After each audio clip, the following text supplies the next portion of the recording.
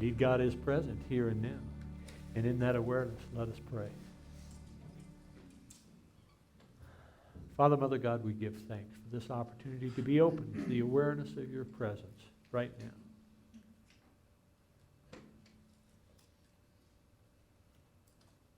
We breathe into that awareness.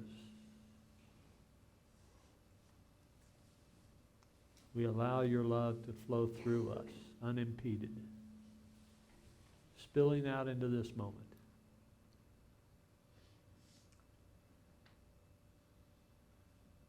Blessing each aspect of this moment.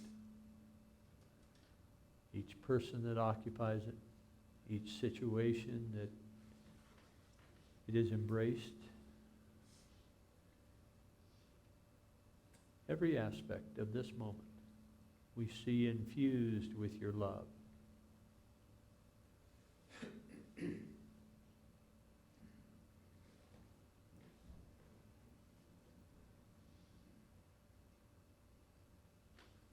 for this opportunity to practice the presence of your love, we give thanks. And so it is that together we say, Amen. Amen. Well, I got a new computer system several weeks ago because I'm a little bit hot. I'm feeling an echo coming on. We've heard that. What? The echo? Oh. I thought you were. I'm not sure who you've been talking to, but it's okay. So I got this new computer system several weeks ago, and I have delayed getting a new computer system for a couple of years. You know, the other one was starting to give me some issues, and the reason I delayed doing that was because, well, you've been through, I'm sure, the installation of a new system, new software, getting used to the new operating system, and so on. Well, I showed up this morning thinking that I had had all my printer drivers properly aligned and ready to go, and you can see that I'm not using paper, and it's not because I'm so environmentally minded, it's just because I couldn't make the thing print. So, anyway, the fulcrum and the lever. I don't know, some of you came in from the back and some of you came in from the front, and if you came in from the front, you've noticed that the fountain is all in disarray. When I built that fountain, what was it, 8 years ago? 9 years ago? Yeah, it was, no, it was 8 years ago.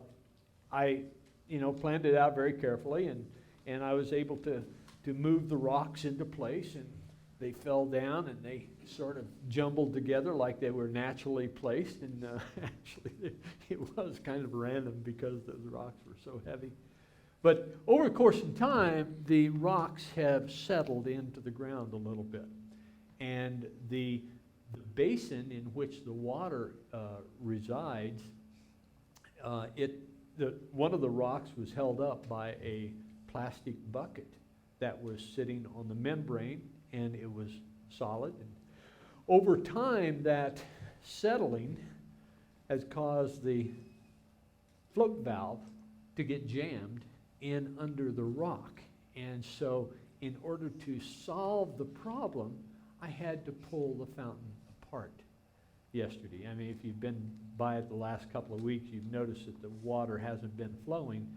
Well, it turns out that the pump was still running, but apparently there was a kink in one of the hoses. So, came in yesterday, day before. No, it was on Wednesday, actually. On Wednesday, I started to tear it apart, and I got one of the rocks, the heaviest rock, I lifted up and pulled it aside, and it lost its orientation, that is, it lost its footing, so that I couldn't get it back into place after I had solved the problem. And the only way that I can get it back into place is with this lever. How many of you have used one of these things? You can tell how heavy this thing is, right? It turns out that this was a bar in a jail cell, that when they tore down the old jail, they got these jail bars. I can see why it would be, it's not bendable. Anyone that's inside an array of these digging bars going to stay there till the door's unlocked. Anyway, this is what I'm going to have to use to get that rock moved. I found a lever down in the storage room yesterday. It was a brace for shelving, and I figured, well, that's pretty strong. I'll be able to move that rock around, and so I put the brace underneath that. I mean, it was a good size, an inch on each side brace, U-brace, and it bent the brace. So I have a task this afternoon. Anybody want to stick around? By the way, Jeff's you're going to be planning this afternoon. Should I announce that? Huh? Yeah. You're. Well, we tried to plan a few weeks ago, but it was too cold and snowing. But you probably noticed we have some nice new flowers from last year. And then we're going to be planting our vegetable garden, part of it today. Part of it will be later when it's a little warmer. We'll plant some tomatoes and things. But today is scheduled as a work day after church. But I also have sacred healing scheduled. Do I have any sacred healing? Okay, one person. Okay. So what we'll do is meet around 1:45. That'll give people time to go get lunch and come back. And then we'll do some gardening. Put some things in, and then that'll give us some food later in the season. And I guarantee you that nobody is going to have to help me lift the rock. This guy is going to do it. Thank you, Jeff. So about 1:45 then. All right. 1:45, just meet out in front and we'll start gardening. Well, you probably know about Archimedes. You've all read that the law of Archimedes. Well, not the law of Archimedes. Archimedes actually had several principles that he made famous, but one of them was the lever and the fulcrum. That is that he made the statement that give me a lever long enough and a fulcrum on which to place it, and I can move the world. Well, that is true, that there is no weight that a lever and fulcrum could not lift if the fulcrum was strong enough, placed in the right position, and the lever was long enough. Well, the rock is going to come back into place because I now have a lever, and there are plenty of fulcrums out there. So this idea that you can make a change in some physical configuration with a lever and a fulcrum actually also applies to the spiritual path. The author that I have been using over the course of the last several weeks, Sean Aker. Sean is a motivational psychologist. He speaks with corporations around the world, and his primary shtick is, well, he's a motivational speaker. That's his primary shtick. But this principle that you can be happy regardless of the circumstances, that is the basis of his book called The Happiness Advantage. And in The Happiness Advantage, he talks about the lever and the fulcrum. And he says, as it applies to our happiness, as it applies to our choosing to be something different than we are now, he uses this analogy of the lever and the fulcrum. The lever being your beliefs. And the power of your beliefs is really determining the image of this lever. The deeper and stronger your beliefs, the longer your lever. The fulcrum. The fulcrum is your mindset. Your mindset. That is to say, how do you look upon the world? Are you open to new possibilities? Or are you anchored in your old worldview? That your worldview is the way it is, and there's no other way it can be, and so I'm not going to open myself to new possibilities. That is one mindset. The other mindset being that I am open and receptive. I am open to the possibilities. I can do anything. That kind of open mindset is really a fulcrum, a very powerful fulcrum. And with your beliefs in the mindset, indeed, you can do anything.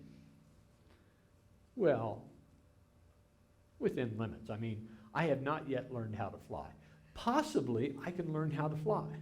I know if I pay enough, I can fly somewhere, but just to be able to lift off, I've often wondered, there's still an echo in the room. I've often wondered that if I could just levitate while I gave my talk, we would probably have a larger congregation. And at the same time, I realized that I'm not going to invest a whole lot of time in learning how to levitate. I think that it's probably better that I do some other things. But nonetheless, the lever and the fulcrum. There have been experiments that have been done over the course of the last 5, 6, 7 decades that are related to this question of beliefs and mindset. One of the experiments that was done was by an owner of a hotel chain. He brought in someone to advise his cleaning staff. And this was in cooperation with a psychological experiment, but advised the cleaning staff. Half of the cleaning staff were given this. When you vacuum, you are using a certain number of calories per minute. When you are making the bed and lifting the mattress, you are using a certain number of calories every time you do that. So one half of the hotel cleaning staff was oriented to this idea that, oh, this is like going to the gym. The other half of the hotel cleaning staff was not informed of this similarity. Well, it turns out that over the course of a number of weeks, the hotel staff cleaning that was told about it being similar to fitness, going to a gym, they lost weight, they improved their strength, they felt better, physically felt better, fewer moans and groans. The other half, there was no change. They were as they were. They still had the aches and pains. They still felt groggy when they came into work. So here's an idea that, I'm actually doing something here. I'm actually exercising. And that had an effect on the body. There's another experiment. You may have heard of this one. It's one of the most famous experiments around beliefs, and it was relating to a group of Japanese high school students. These high school students were given the opportunity to experience plants being rubbed on their arms. They were blindfolded. And on the one arm, there was just a common weed. It wasn't anything that caused the rash, but they were told that it was poison ivy, and so they were blindfolded. One arm was rubbed. There were 13 students. One arm was rubbed with this weed, common weed, and this was poison ivy. And the other arm was rubbed with poison ivy leaves, but they were told that it was just a common weed. Right? Well, it turns out that there were several students in these 13 that were particularly allergic. One of the arm that was rubbed with the common weed and told that it was poison ivy, they swelled up, itching, blistering, the whole physiological response to poison ivy, all 13 of them. The arm that had the common weed or the poison ivy attached to it or rubbed on it, they found that there were 2 of the 13 that developed poison ivy symptoms. The 11 of the 13 did not. Here was another example of their being told of a circumstance, believing the circumstance, and their body actually responding as if the circumstance was true. Well, how does that apply in our own lives?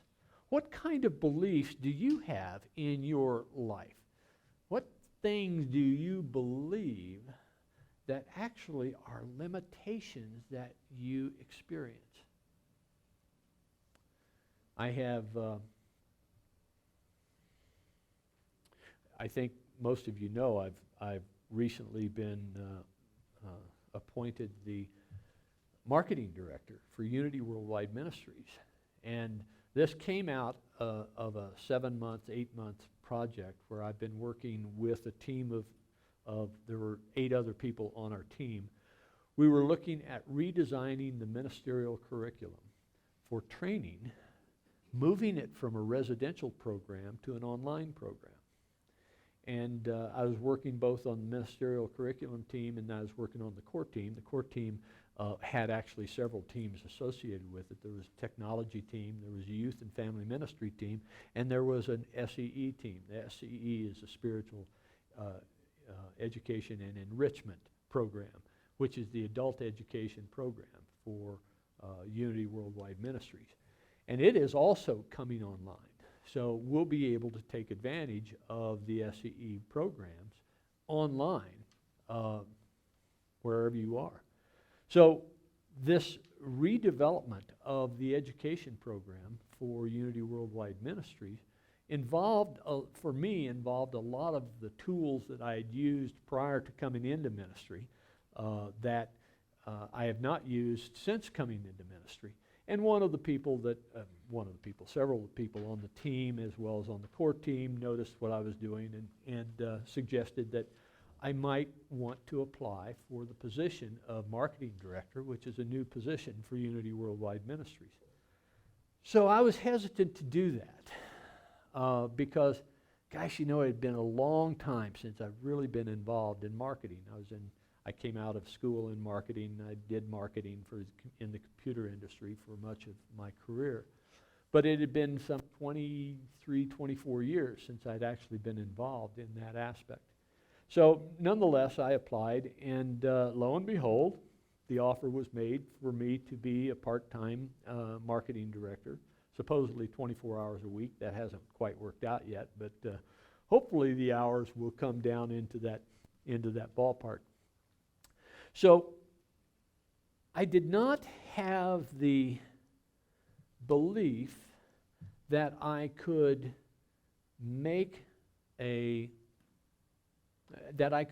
be successful in my application. But one of my teammates urged me, and finally I said, okay, well, I'll throw my hat in the ring, and lo and behold. But notice that my belief that I didn't have the current skill set would have limited me from being able to engage in that position. A friend encouraged me. I said, well, okay, what can it hurt? I made the application, believing that indeed I looked over my experience, the things that we were doing with this new school, and I said, okay, yeah, I think maybe I can do that. Changing my belief, making the application, and now appointed. Okay, so we have the opportunity in our day-to-day lives to move our fulcrum, to change our mindset, and to change our beliefs. Several weeks ago, I suggested that one way to change our beliefs is through the use of denial and affirmation. Denial and affirmation is a tool that Unity has. It's one of the tools mentioned in the fourth principle of prayer, meditation, denial, and affirmation. Changing our beliefs can be done by a focused use of affirmations. And one of the affirmations that I suggested that you use was, I am happy now. Okay? How many of you practiced that over the course of the last 3 weeks? You were mentioning it earlier. So what was your experience when you've been practicing? What has been your experience with that? Chris? It gives me a positive start to my day. Okay. And that positive start led to? Well, it leads to a much more positive day. It's kind of a cascading effect, isn't it? One positive moment leads into another positive moment and so forth. Scarlett? Oh, I say it when I look in the mirror and smile. Uh-huh. And so I think to smile when I see other people. And I feel better. Right? Because they smile at me too. Yeah. It's interesting how that happens, isn't it? It's kind of that energy goes out and it bounces back. Ginger, you raise your hand. Well, I think it helps to kind of even out the ups and downs that we all experience. I think the more we learn, the more we realize we still need to learn. Mm-hmm. And sometimes that affirmation, well, not sometimes, but that affirmation has a tendency to kind of make that flow a little smoother. Okay. Well, yeah. I found myself, I'm using slightly different words, Uh-huh. because when I'm feeling dissatisfied and discontent with what's going on in life, what I'm using is I am in heaven now. Just because if I really stop and think about what I have, Uh-huh. and the gifts I have, Uh-huh. oh, what's the matter with me? Yeah, that's right. This other stuff is just down in the Yeah, noise. so it's a similar thing. I find myself using the different words, but I think it's Right. the same intention. Well, and the words need to be your own, right? I mean, for them to have the maximum power, they need to be your own. So yes, bring that affirmation up in your language, in your frame of reference, and those could be very powerful. One of the things that we recognize is that when we encounter a new situation, our worldview and our beliefs really come into play. We can see what our beliefs are. We can see what our worldview is based upon how we react to that new situation. That new situation could be, oh no, right? Could be that reaction of fear. I don't know how to do this. I've never been exposed to this before. I don't know who this person is. I don't know what their reaction is. In fact, for the last time I saw that person was really negative, and I don't want to be involved in that, right? So you can set yourself up for when you encounter a new situation, you can set yourself up immediately to fail. Or you can look at the new situation and you say, wow, here's an opportunity for me to learn something new. Here's an opportunity for me to learn. Here's an opportunity for me to know something more. Here's an opportunity for me to establish a new relationship. Here's an opportunity, right? And one of the things that I'm doing right now is I'm talking to all in this position, I'm talking to all the managers in Unity Worldwide Ministries, finding out what they consider the strengths and weaknesses, the opportunities and the threats are of the organization or for the organization. And it's interesting to see where various people go first. They go either weaknesses or strengths, right? They will either mention a weakness or a strength first. They will mention either a threat or an opportunity first. And so you can get a sense of what comes up first as to where their mindset is. Right? And you can do that with yourself. As you encounter a new situation, you can say, is this a threat or is it not? Do I look at this as a threat or do I look at this as an opportunity? And that really gives you some clues as to what your mindset is. And then, of course, can I do this or can I not? You know, I can do anything. If we can really get that down into the level of our visceral self, I can do anything, then every new encounter can be an opportunity to demonstrate just exactly what it is that we can do. As we look at the change of mindset, as we look at the change of belief, and realize that we have the power. We have the power. It's really a reflection of what Jesus offered us in Mark. Come back. There's actually this series of passages from 12 to 24 span the time when he went in to clear the temple of the money changers. And on the way, when they came from Bethany, he was hungry. Seeing in the distance a fig tree and leaf, he went to see whether perhaps he could find anything on it. When he came to it, he found nothing but leaves, for it was not the season of figs. Why? Because it was before Passover, right?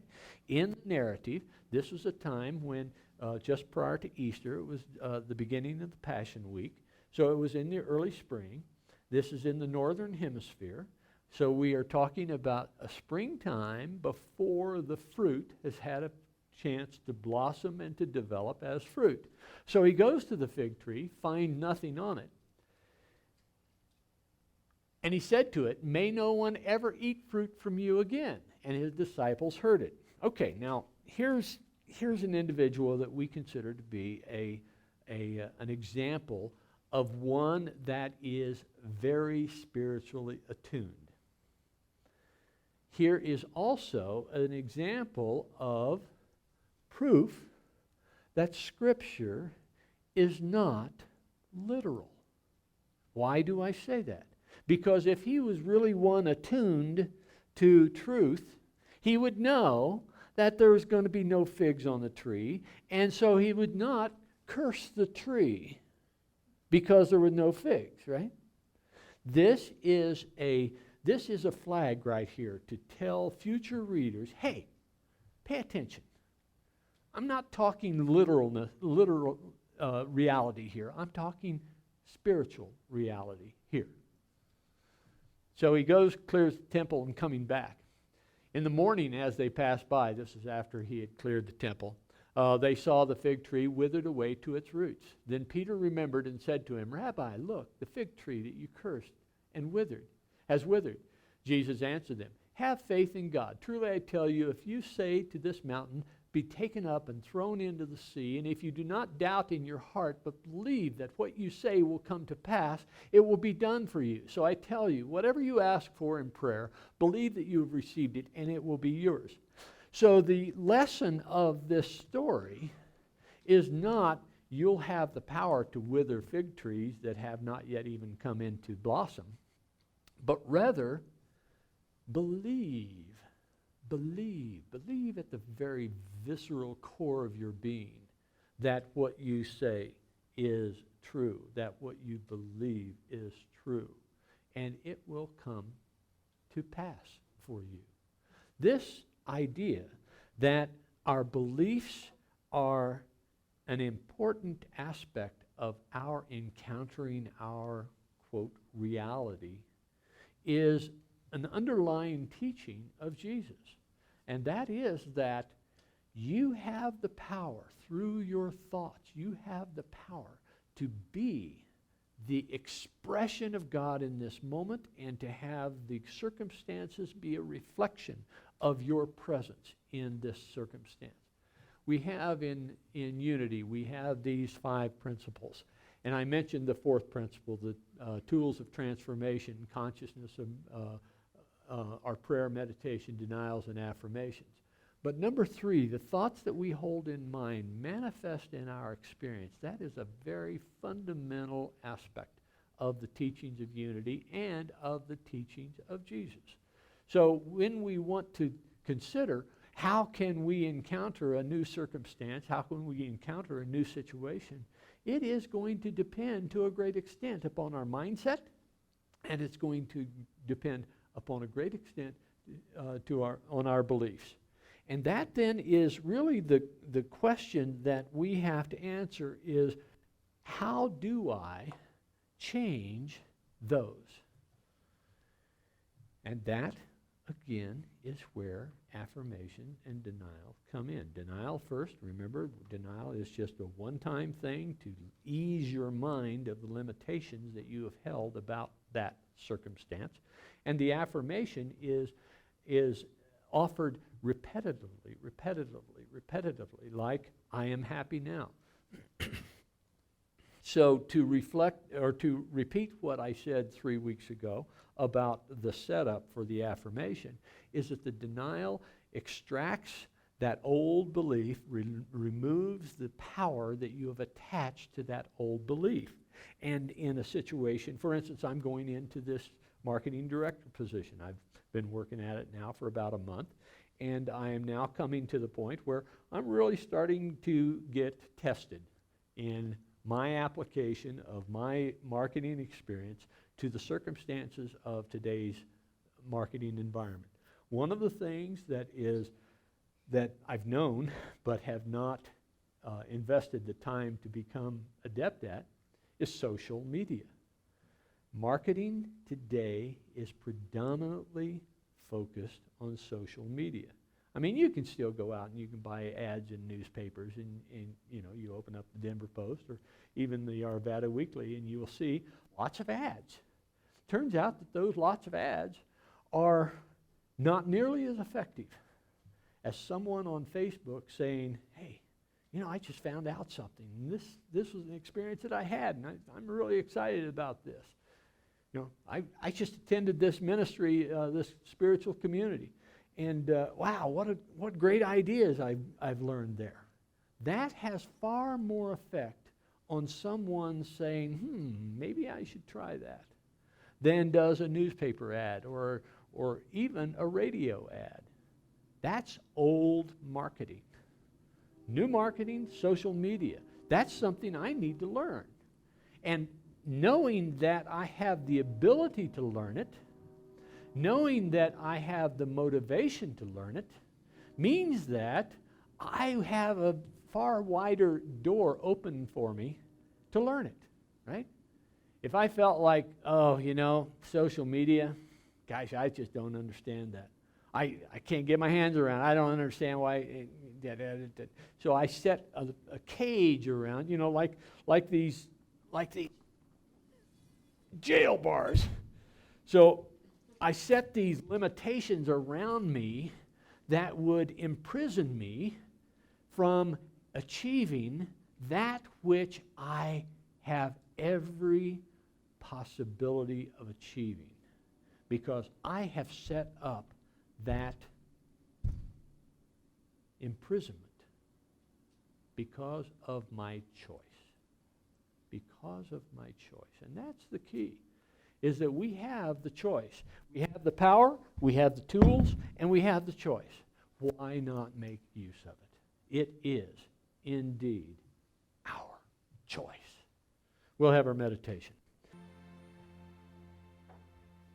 As we settle into this quiet time,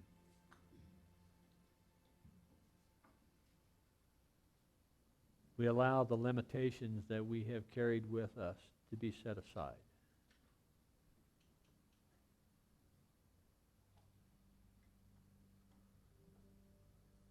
All of those things that we've considered to be limits to our progress, limits to our learning, limits to our relationships or our career, we set those aside.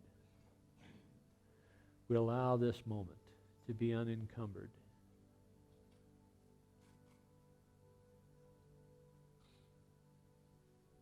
Our prison has dissolved in this moment. We can take on any aspect, any belief that we choose.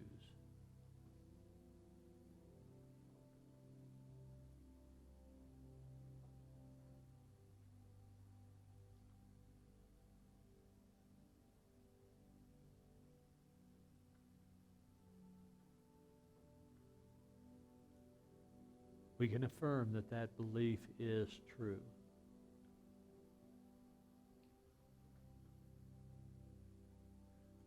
But it needs to be believable.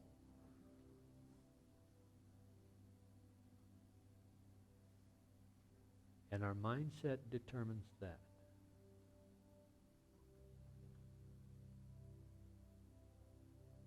In this moment, we choose to expand our beliefs of what is possible. Not to the point of unbelief, but to the point of acceptance.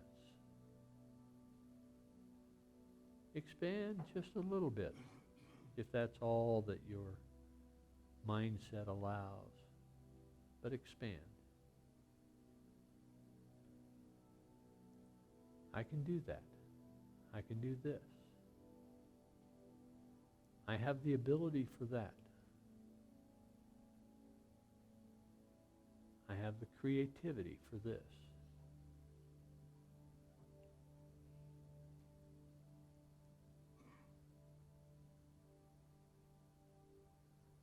Breathing in and breathing out, affirming that we are empowered in this moment, in every moment, to be the expression of the divine presence, God's love, here in this moment.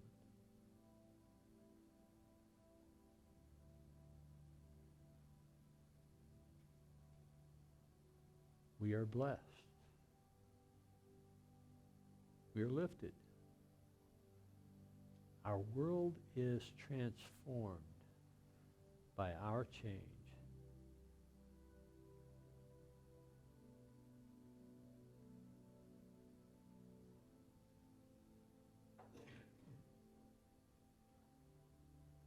Affirm this repetitively. Lift yourself up.